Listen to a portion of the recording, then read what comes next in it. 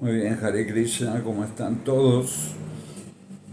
Hoy vamos a leer y explicar un poquito el texto número 70 del capítulo 2, resumen del contenido del Gita, ¿no?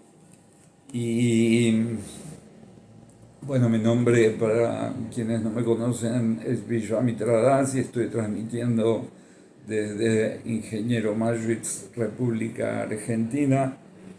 Así que vamos a pasar a leer el texto en sánscrito, la traducción y el significado por Srila Prabhupada.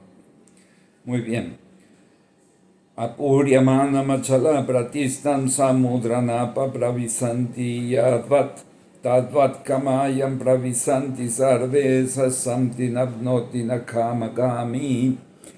La persona que no se perturba por el incesante fluir de los deseos que entran en ella como los ríos en el océano, el cual, aunque siempre se está llenando, permanece calmado, es la única que puede encontrar la paz y no el hombre que se esfuerza por satisfacer dichos deseos.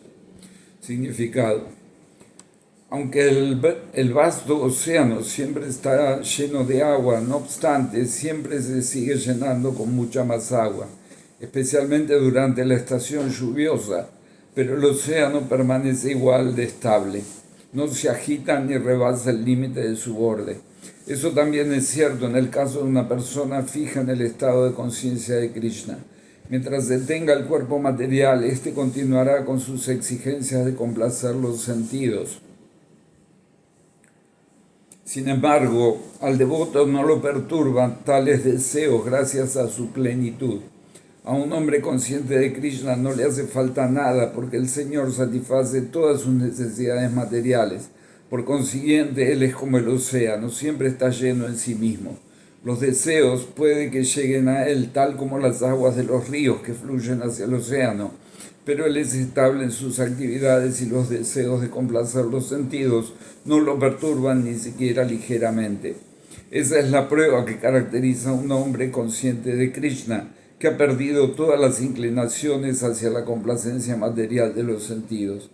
Aunque los deseos estén presentes, como él permanece satisfecho en el trascendental servicio amoroso del Señor, puede permanecer estable tal como el océano, y en consecuencia puede disfrutar de plena paz.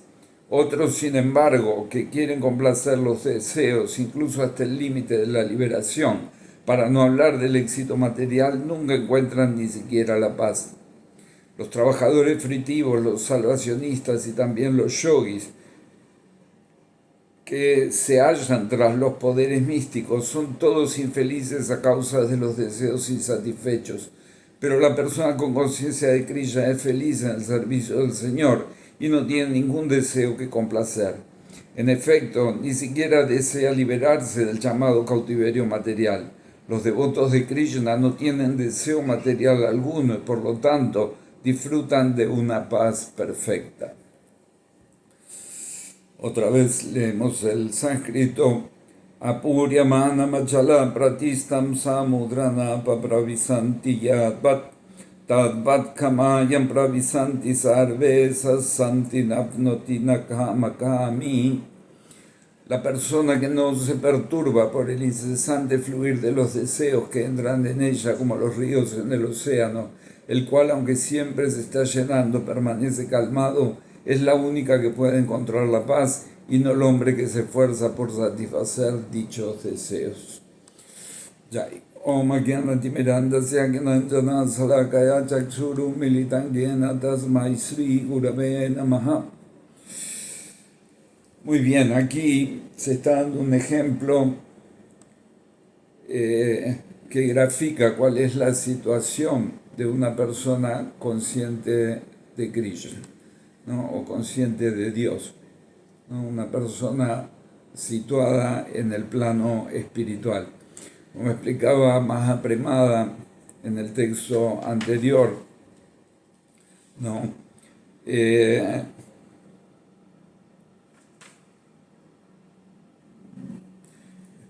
Se explicaba la diferencia que existe entre un trascendentalista y una persona inmersa en la ilusión material, ¿no?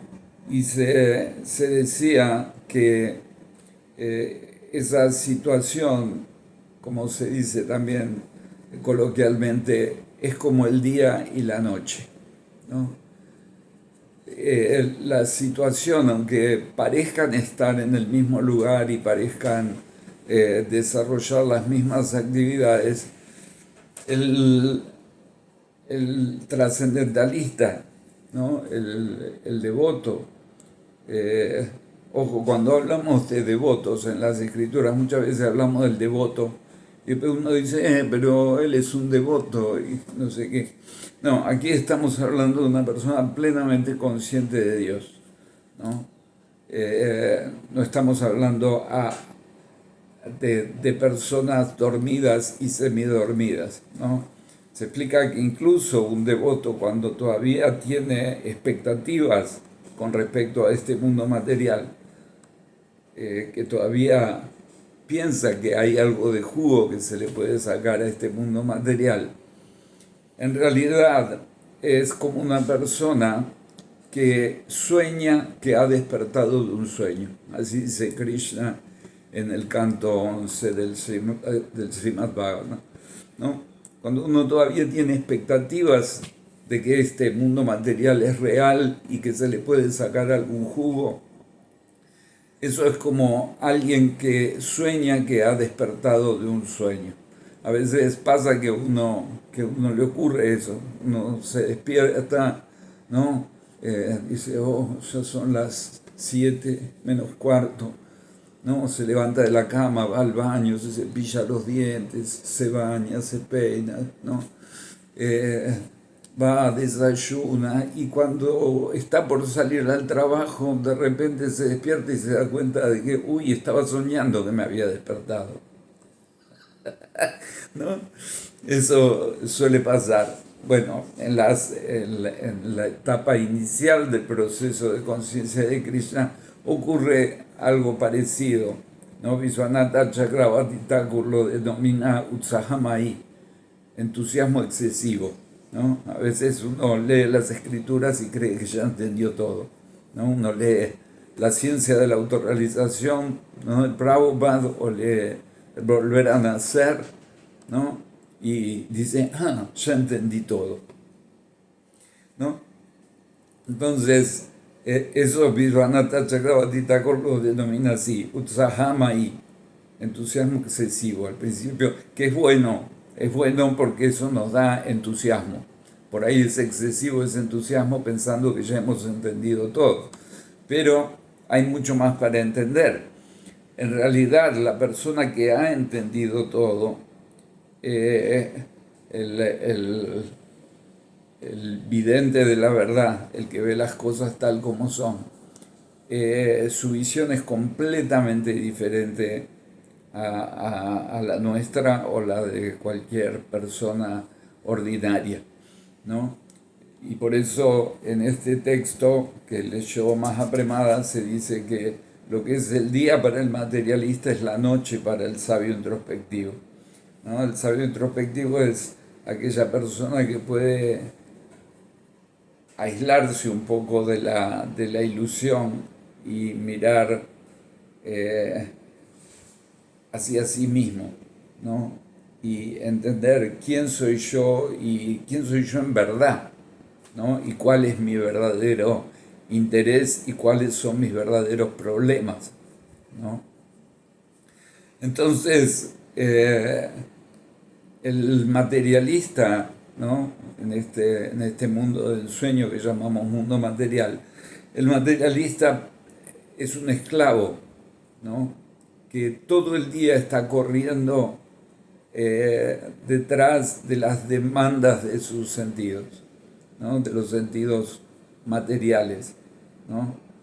Tal como decíamos, tal como en un sueño nosotros pasan montones de cosas, ¿no?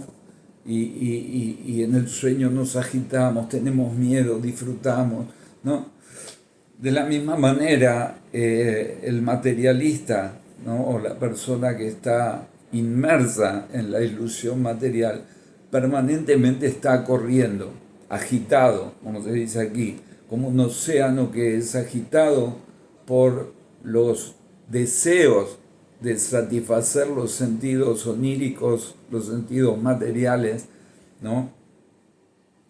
Él permanentemente está en una tremenda agitación, ¿no? En una ansiedad, ¿no? Por eso este mundo, a diferencia del mundo espiritual que se denomina Vaikunta o el mundo donde no hay ansiedad, este mundo está lleno de ansiedad, ¿no? Lleno de ansiedad. Y esa ansiedad, esa agitación, ¿no? Arjuna en el Bhagavad Gita dice, compara a la mente con un fuerte viento, ¿no? Con un fuerte viento que es muy difícil de controlar, no se puede controlar, ¿no?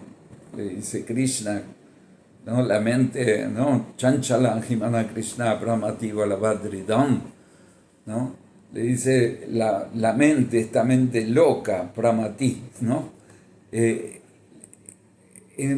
tan difícil de controlar como controlar al viento, o más difícil todavía.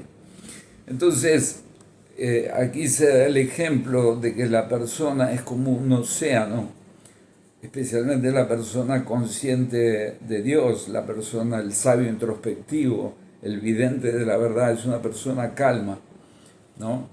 Calma en el sentido de que no es que no hace nada, no es que es una persona que está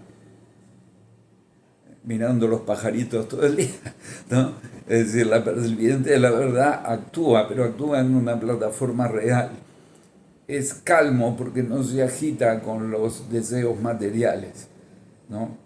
Los deseos materiales aquí se los compara con ríos que entran en un océano y que a pesar de que entran todo el tiempo, todos los ríos, directa o indirectamente, están entrando en el océano, llenando el océano.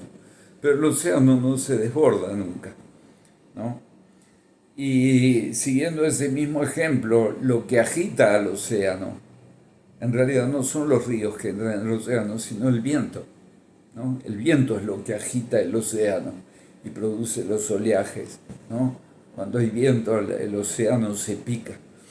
Y entonces, siguiendo la misma analogía, podemos entender que lo que agita al océano de la persona es el viento de la mente, que todo el tiempo está deseando, pensando, ¿no? y tratando de buscar la manera de complacer a los sentidos, ¿no? Diciéndonos, complacer los sentidos, buscar sexo, buscar drogas, buscar rock and roll, ¿sí?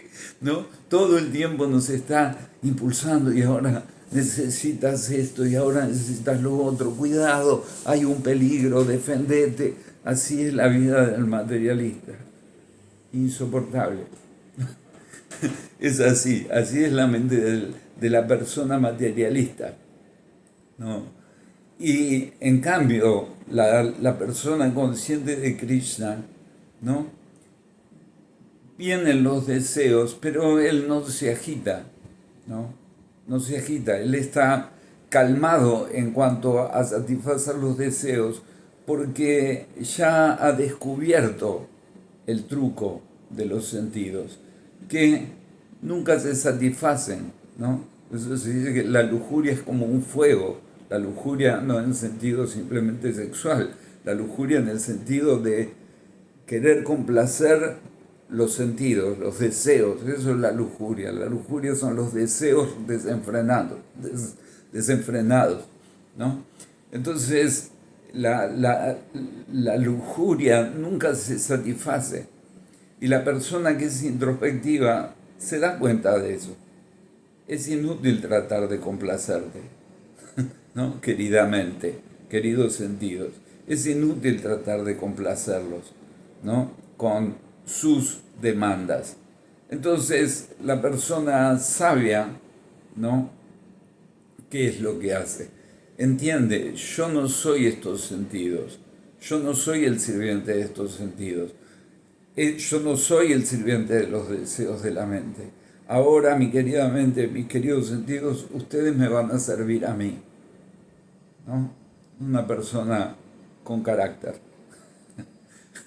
Se terminó vuestra tiranía, ¿no? Entonces, la persona empieza, en lugar de ser arrastrada por los sentidos, empieza a arrastrar los sentidos y la mente a favor suyo. ¿Quién es suyo? A favor de sí, ¿no? ¿Quién es el yo? Bueno, el yo es el alma espiritual, ¿no? El yo es el alma espiritual. Nosotros no somos estos cuerpos, ¿no? Todas estas actividades no son nuestras actividades, ¿no? Como se dice en el Gita, el alma confundida cree ser la autora de actividades que en realidad son ejecutadas por otra dimensión, que es la dimensión material, la dimensión del sueño material. En el sueño ocurren muchas cosas, pero el que lo sueña no hace nada dentro del sueño, ¿no? El alma que está imaginando todo esto que nosotros denominamos mundo material no hace nada dentro del mundo material. Simplemente observa, es una observadora de lo que ocurre en el sueño material. Por eso, cuando se habla del sabio introspectivo, es una persona que ha logrado ponerse aparte, en vez de estar dentro de la locura, se pone aparte y observa la locura. Nosotros debemos ser expertos, volvernos expertos en lugar de ser arrastrados por la mente para que nos obliga a tratar de complacer permanentemente los sentidos y nos mantiene agitados como un océano agitado, debemos ponernos aparte y observar a la mente, ¿no? Por eso, por ejemplo, el canto de las rondas, ¿no? El canto del Mahamantra Hare Krishna, cuando uno trata de escuchar el Mahamantra Hare Krishna, es muy interesante porque cuando uno empieza a cantar el mantra Hare Krishna, si uno es introspectivo, ¿no?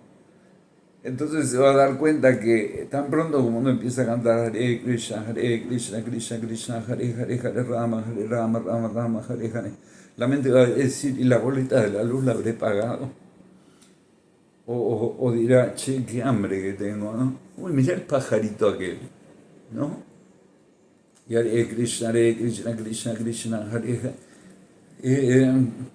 Golpearon las manos, me pareció, ¿no? Y así, la mente, ¿no? Todo el tiempo nos va a tratar de llevar a otro lugar, ¿no? Y no a escuchar el canto del mantra, el canto del santo nombre, ¿no? Por eso mantra significa que libera a la mente o nos libera de la mente en realidad, ¿no? Porque ahí cuando uno empieza a decir, no, pero pará, yo quiero cantar y quiero escuchar lo que estoy cantando, y la mente dice todo tipo de locuras, entonces se produce algo muy curioso que es como un break entre yo que quiero cantar y la mente que no quiere, la mente que quiere pensar en cualquier cosa. Entonces empezamos, es un ejercicio muy interesante porque empezamos a mirar a nuestra mente desde afuera y nos damos cuenta que eso que piensa ahí no soy yo. Yo estoy pensando, esta mente me está volviendo loca y la mente me está diciendo, déjame que te vuelva loco, ¿no? De eso se trata el empezar a pensar como alma espiritual, porque cuando uno se separa de la mente, se separa de los sentidos materiales y los observa como ellos están demandándome, ¿no? ¿Qué es esa voz, ¿no? En mi cabeza que me dice esto y me dice lo otro y me dice, mirá, aquel te envidia y aquel no sé qué y este te quiere estafar, aquella te está mintiendo y no sé qué, no sé qué. Todo eso es la mente y nosotros pensamos que somos nosotros los que estamos pensando, ¿no? Creemos, cuando escuchamos esa voz, esa radio dentro de la cabeza, pensamos que soy yo el que estoy pensando. ¿En qué estás pensando? Estoy pensando que mi jefe, no sé, eso no soy yo, porque yo no tengo jefe. Yo soy un alma espiritual, no tengo jefe, no tengo trabajo, no tengo hijos, no tengo familia, no tengo nada en realidad. Yo no poseo nada de todo esto que creo que es mío y que simplemente son cosas relacionadas con el cuerpo material, ¿no? Es así. Entonces, cuando logramos dar un paso hacia atrás y mirar a la mente desde otro lugar, desde mi lugar, y nos desidentificamos, dejamos de creer que esa voz soy yo que estoy pensando, ¿no? Que esos sentidos soy yo que estoy deseando, que este cuerpo soy yo que estoy actuando. Entonces ahí empezamos a ubicarnos en la plataforma trascendental y uno se vuelve muy pacífico porque es un problema de otro. Cuando logramos realmente apartarnos de esa manera, el problema de la mente es de la mente, el problema de los sentidos es de los sentidos. Ellos demandan, ¿no? Es decir, yo no soy los sentidos, yo no soy el cuerpo, yo no soy la mente. Entonces, todos esos deseos no son míos. Esa es la plataforma espiritual en la que se encuentra el vidente de la verdad. Ahí uno ve la verdad. Después de eso, yo no soy la mente, yo no soy los sentidos, ¿no? Bueno, ¿quién soy yo? Porque hasta que me di cuenta de eso, hasta que tuve esa realización, bueno, yo era el que tenía que comprar la comida, cocinarla, tenía que comerla, tenía que pensar cómo conseguir la comida, todo eso pensaba que era yo. Bueno, ahora sé que esas son actividades de la mente material, del cuerpo material, de los sentidos materiales que actúan por sí mismos, ¿no? Bueno, ¿quién soy yo? Bueno, las escrituras védicas nos informan, Aham Brahmasmi, yo soy un alma espiritual. Yo soy el alma espiritual que está creyendo que todo eso soy yo, que todo eso me está pasando a mí. Yo soy Aham Brahmasmi, yo soy espíritu. ¿Y cuál es mi dharma, mi ocupación? Si ya mi ocupación no es pensar en cosas materiales, mi ocupación no es conseguir la comida, defenderme, aparearme, qué sé yo, todo eso son asuntos del cuerpo, son cosas del cuerpo, necesidades del cuerpo material, cosas que pasan en el sueño material. Entonces, ¿cuál es mi ocupación? Nitya Krishna Das, yo soy un eterno sirviente de Krishna. Y esa es mi situación real, verdadera y feliz. Esa es mi verdadera satisfacción y felicidad. Por lo tanto, cuando comenzamos a practicar vida espiritual, ¿no? No quiero llamarlo, la conciencia de Krishna se ha vuelto como una frase, como si fueran los testigos de Jehová. No, no estamos hablando de una institución, de una religión, de uno... No, consciente de quién soy, autorrealización.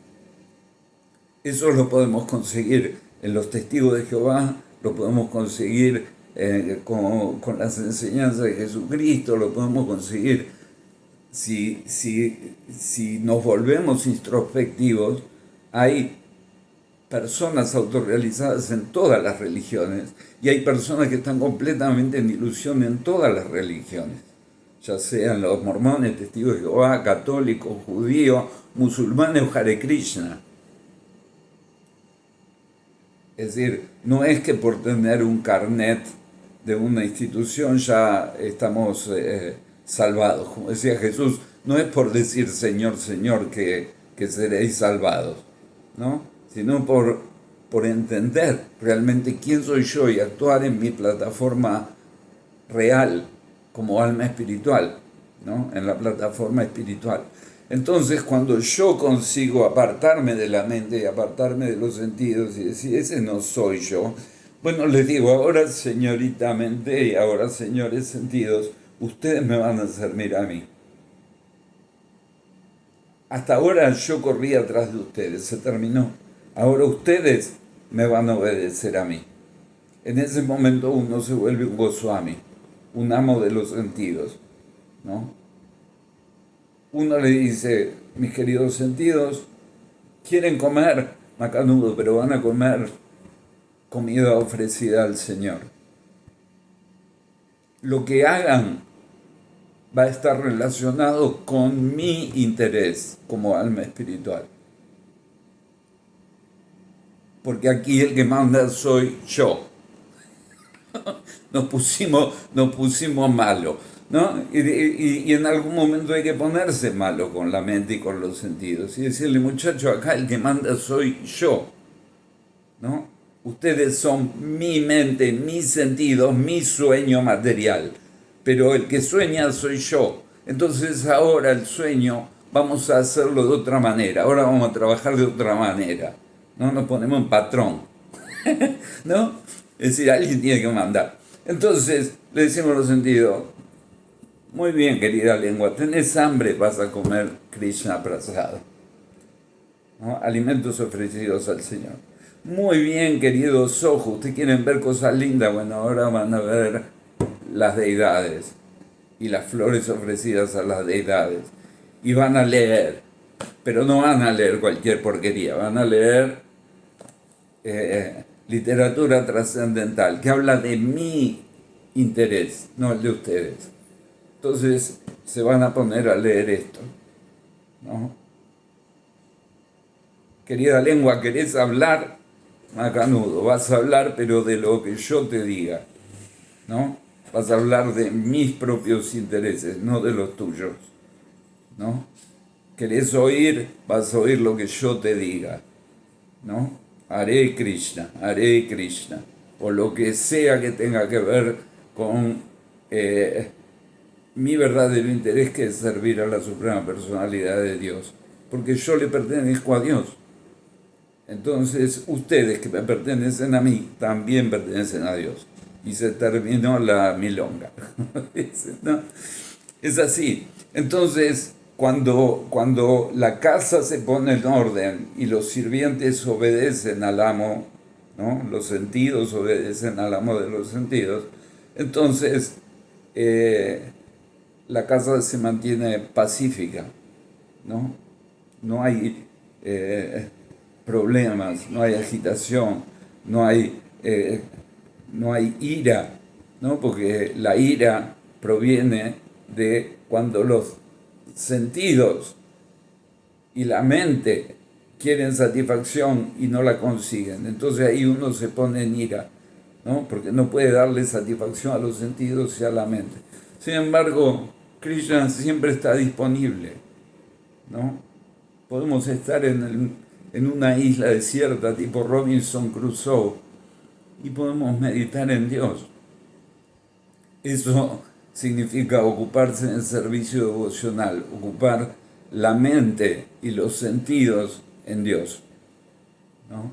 Esa es toda la cuestión.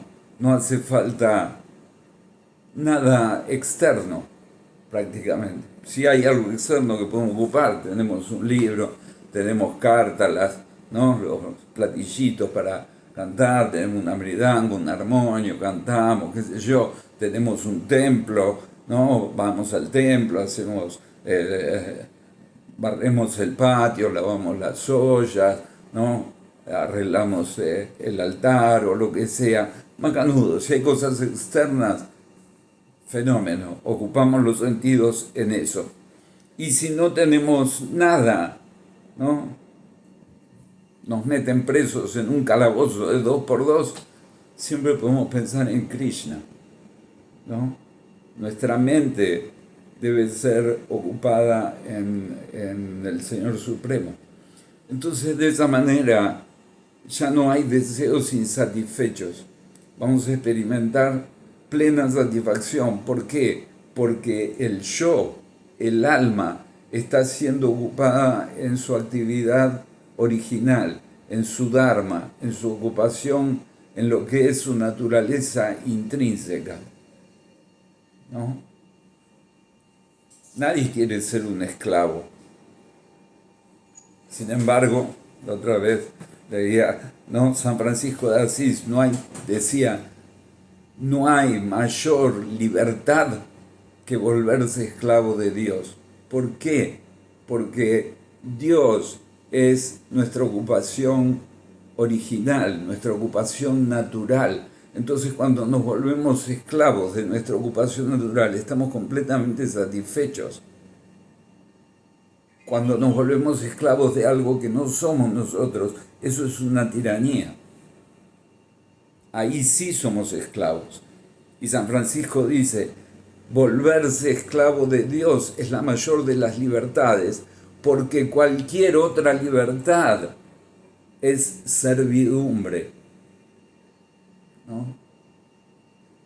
Cualquier otra libertad es servidumbre, ¿no? Hoy vemos, ¿no?, la marcha del orgullo, no sé qué, ¿no? Hay orgullo para lo que busque, y son todas cosas raras, ¿no? Perdón si soy políticamente incorrecto, pero ¿cuál es el orgullo? Pongamos que alguien es gay. ¿Cuál es el orgullo de ser gay? ¿No? Uno tiene el orgullo de ser gay, otro tiene el orgullo de ser mujeriego, de ser hétero, el orgullo de ser borracho, el orgullo de... por ejemplo, aquí en la Argentina, ¿no? Hay un movimiento que se llama, que proclama el orgullo villero. El orgullo villero significa el orgullo de ser miserable, de ser pobre, de pasar hambre. Eso es el orgullo villero, de ser ignorante, ¿no? Es decir, podemos buscar orgullo de lo que busquemos en este mundo material. Pero, ¿cuál es el sentido de ese orgullo? ¿No? Locura. Entonces, soy gay, soy hombre, soy mujer, soy feminista, soy comunista, soy capitalista. Todas designaciones que no nos van a llevar a la satisfacción, ¿no? Y cada vez queremos más y más y más, ¿no? Porque los sentidos son insaciables, la mente es insaciable. Por eso el mundo va desaforadamente buscando más libertad y más libertad y más libertad, ¿no? Derechos, ¿no? Más derechos. Queremos muchos derechos y no queremos ninguna obligación, no queremos hacer lo que debemos hacer y por eso somos infelices, ¿no? Queremos liberarnos de Dios. Y para liberarnos de Dios, porque decimos servir a Dios, no. Entonces nos volvemos sirvientes de ¿qué? De la mente, de los sentidos, ¿no? Que nos obligan a trabajar como burros y ni siquiera somos felices, ¿no? Por ejemplo, el cáncer, ¿no? Uno de los flagelos más grandes de la humanidad. ¿Qué es el cáncer? ¿Saben lo que es el cáncer? El cáncer son células que han dejado de obedecer al ADN, ¿no? Entonces, hay un control, el ADN controla hasta dónde crecen las células, por eso tenemos una forma, ¿no? Las células crecen para acá y paran acá y crecen células más duras que son la uña o los huesos y crecen en el lugar que deben crecer, aceptan las normas del ADN. Entonces uno tiene un cuerpo que sirve. Ahora, el cáncer o los tumores son células que ya no responden al ADN, que se han liberado. Cuando una célula se libera y ya no responde al ADN y empieza a crecer y reproducirse sin responder a las normas que le establece el ADN, ¿no? Y quiere ser libre sin crecer en función de la funcionalidad del cuerpo, ¿no? Entonces, eso no es bueno, eso se denomina enfermedad, ¿no? Eso es una enfermedad.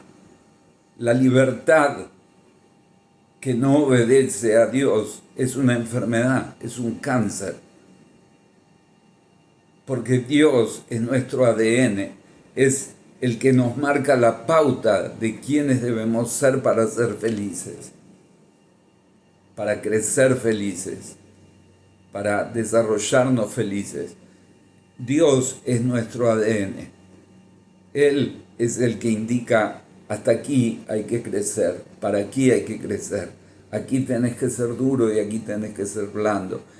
Eso es la voluntad de Dios, ¿no? Cuando uno quiere ser independiente de la voluntad de Dios, puede que en principio nos sintamos muy libres, pero finalmente el producto de esa libertad es un tumor que no sirve al cuerpo, sino que le causa dolor, que causa sufrimiento, que causa incomodidad, que no es funcional a nada, simplemente es una cosa que crece ilimitadamente. Y uno puede decir, sí, este movimiento se está volviendo muy fuerte y exitoso.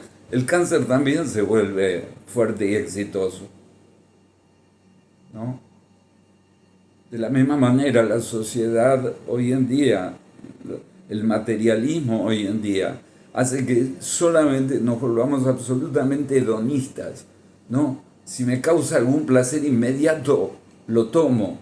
No tenemos sentido de la austeridad, no tenemos sentido del sacrificio, no tenemos sentido del deber, no tenemos sentido ni de lo que nos conviene, ¿no? El orgullo cancerígena, ¿no?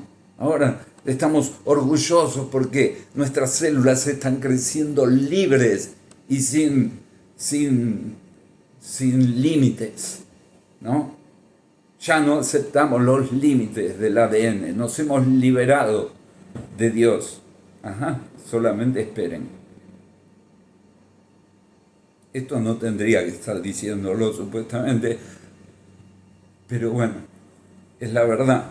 Estamos aquí para decir la verdad. La verdad es que no es porque sea pecado que las cosas no deben hacerse. Pecado no significa inmoral. Pecado significa que produce sufrimiento, ¿no?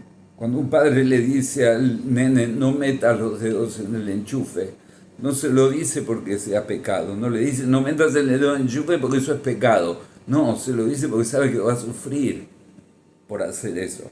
De la misma manera, seguir las instrucciones de Dios, seguir los mandatos de Dios, llevar una vida acorde a la voluntad de Dios, no es porque lo contrario sea pecado, entre comillas, inmoral, es porque nos va a producir sufrimiento. Drogarnos nos va a producir sufrimiento. Ser completamente promiscuos o entregarnos así relajadamente a disfrutar de la vida sexual nos va a traer sufrimiento, ¿no? Matar animales, comer carne, nos va a traer sufrimiento, ¿no? Y así, diferentes regulaciones que Dios nos marca y nos dice, si se atienden a estas regulaciones, este es el ADN, ¿no? Manténganse dentro de ese ADN y siguiendo mis instrucciones y todo va a ir bien, van a ser felices. Si no lo hacen, no es porque Dios sea un moralista, ¿no? No es que Dios es un moralista envidioso que dice yo no quiero que disfruten. No, simplemente que Él sabe hacia dónde está el verdadero disfrute y hacia dónde está el sufrimiento, ¿no? Así que la manera de ser pacíficos, la manera de ser felices, la manera de estar en paz, como dicen, ¿no? De lograr la verdadera paz, es siguiendo las reglas que nos da Dios, que en definitiva es el cuerpo al que servimos, ¿no? Nosotros servimos a Dios y por servir a Dios somos felices, como explicaba Prabhupada, ¿no? La mano si quiere disfrutar independientemente y quiere liberarse del cuerpo, va a sufrir, porque la mano no tiene capacidad de ver, no tiene capacidad de caminar, no tiene capacidad de comer por sí misma, no, es una mano, y como mano debe servir al cuerpo. Si la mano toma alimento y se lo da al estómago, todo el cuerpo, incluida la mano, se sienten satisfechos, ¿no? Automáticamente se siente satisfecho. Si la mano quiere disfrutar independientemente, va a sufrir, va a pasar hambre, porque la mano no puede comer por sí misma. Por eso es que los alimentos los ofrecemos a Dios, porque Dios es el estómago del cuerpo universal, ¿no? De la creación toda, de la creación espiritual. Nosotros formamos parte de la creación espiritual, no de la creación material. La creación material es una ilusión, ¿no? Es un estado de locura la creación material. Es una creación de la mente material, ¿no? Pero en el mundo espiritual nosotros debemos servir al Señor Supremo, porque Él es el estómago del cual se alimenta toda la creación. Y por eso en el mundo espiritual nadie actúa independientemente, sino que todos actúan para la satisfacción de Dios, sabiendo que la satisfacción de Dios es la satisfacción de todos, ¿no? Uno cuando va a comer no duda, ¿no? Uno no duda de agarrar el alimento con la mano y dárselo al estómago. La mano no dice, ¿por qué tengo que dárselo al estómago? No, la mano no envidia al estómago, porque sabe que alimentar el estómago es alimentarse ella misma. De la misma manera, servir a Dios es servirnos a nosotros mismos, porque nosotros somos partes y porciones de Dios. De eso se trata, no es mucho más complicado que eso, ¿no?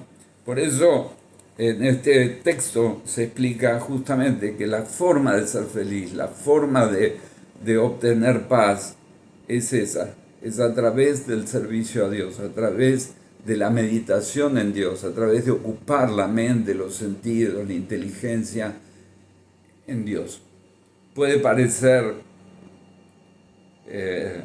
¿y por qué tengo que creer que es así? No tienen por qué creerlo. No tenemos por qué aceptarlo ciegamente. Pero ya hemos tratado de satisfacer nuestro hambre y volvemos a tener hambre. Ya hemos tratado de tener sexo y queremos más sexo. Ya hemos tratado de defendernos y siguen habiendo peligros por todos lados. Entonces, ¿por qué no dejar de satisfacer todas esas demandas de comer, dormir, aparearse y defenderse como si fueran la fuente de mi felicidad y poner a esos sentidos y esa mente que demandan todo el tiempo, ponerlos a trabajar al servicio del alma y de Dios? Entonces ahí el océano de la conciencia, que es el alma espiritual, se va a mantener calmado, ya va a dejar de fluctuar entre la ira, el deseo, ¿no? La codicia y todo ese tipo de cosas. Simplemente le damos la comida a Dios y estamos felices, estamos contentos, satisfechos, autosatisfechos, ¿no? Atma Rama, autosatisfechos, no necesitamos nada. Y como no necesitamos más nada que eso, estamos plenos, como dice Prabhupada acá, ¿no? Que la paz del vidente de la verdad o la paz del sabio introspectivo se basa en que no necesita más nada, que está pleno, en su plenitud está basada su paz, en que no necesita correr detrás de nada, ¿no? Así que es una fórmula muy simple, simplemente que, como decíamos, agarrar la chapa, ponerse a cantar y de esa manera separarse de esta mente caprichosa, de esta mente gritona que tenemos y empezar a verla desde afuera, ¿no? Tal como una madre que tiene un hijo llorón, caprichoso, que grita y qué sé yo, qué sé cuánto. La madre puede correr todo el tiempo, ay, no, ¿qué querés? ¿Qué querés? ¿Qué querés? ¿Qué querés? ¿Qué querés? Y es ilimitado lo que el niño puede querer. O la madre puede decir, basta, se terminó el capricho. ¿Eh? Gritás a la cama sin comer, listo. ¿Querés comer? Ok, pero vas a comer lo que yo te estoy dando, no que papa frita. No, vas a comer lo que hay que comer. Bueno, papa frita se puede comer, no hay problema. No mucho por el hígado. Pero uno debe volverse el amo de los sentidos, un Goswami, ¿no? Yo digo lo que van a hacer, yo digo lo que vas a pensar. No me vengas con cuentos, ¿no? No me vengas con locura. Como decía Bhaktisiddhanta Sarasvati, a la mañana 10 zapatazos a la mente y a la noche 20 zapatazos a la mente, ¿no? Y vas a hacer lo que yo te diga. Entonces, la mente, en vez de ser la peor enemiga del alma espiritual, se vuelve la mejor amiga. Así como un cachorro adiestrado se vuelve un amigo de su dueño, y un cachorro caprichoso que tira de la correa, muerde a la gente, ladra todo el día, que se vuelve un fastidio, un engorro, ¿no? Entonces debemos adiestrar a nuestro cachorro la mente y a nuestros cachorros los sentidos para que nos sirvan, ¿no? Para que cuiden la casa, en vez de destrozar los sillones, cuiden la casa, ¿no? Para que nos reciban moviendo la cola y no nos pongan las patas y nos ensucien todo, que eso es lo que hacen los sentidos y la mente material. Debe estar adiestrado, ¿no? Debemos adiestrar, de eso se trata el yoga, ¿no? El adiestrar a la mente y los sentidos para que sirvan al yo. Muy bien, ya son 47 minutos, creo que he hablado más de lo necesario. Bueno, es un trabajo que tiene mucha gratificación porque nada menos que la felicidad se obtiene por medio de la práctica del servicio devocional y en sí mismo es maravilloso y es satisfactorio, ¿no? Porque todos nuestros deseos pueden ser complacidos en relación con Dios. Así que esa es la propuesta que nos ha traído Prabhupada y en la medida en que la apliquemos vamos a comprobar que es absolutamente real. Así que vamos a dejar por aquí. Canten Hare Krishna, sean felices, todas las glorias sean para Srila Prabhupada. Srila Prabhupada aquí.